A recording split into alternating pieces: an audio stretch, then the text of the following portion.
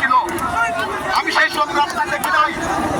ভয়ঙ্কর আন্দোলন শুনেছি, কিন্তু তোমাদের রক্ত দেখে আমি বুঝেছি এটাই হইল ছাত্র সমাজ, এটাই হইল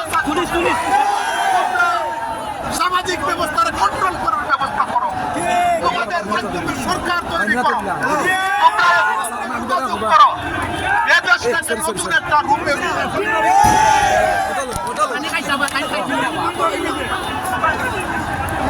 আপনি পতাকাটা তুলুন। আমি অনুরোধ করলাম থানার দিকে যারা যাচ্ছে তারা অতিরঞ্জিত করছে, থানার দিক থেকে ফিরিয়ে আসার জন্য অনুরোধ করলাম। কেউ না কেউ এখানে আলাদা ফায়দা লওয়ার জন্য আরেকটা রাজনীতি তৈরি করেছে। তোমরা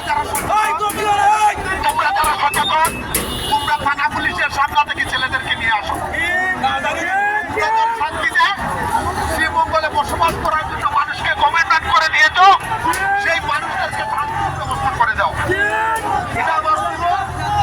আমি তোমাদের কারো বাবা, কারো চাচা, কারো বাপের তুল্য, কারো ভাইয়ের তুল্য।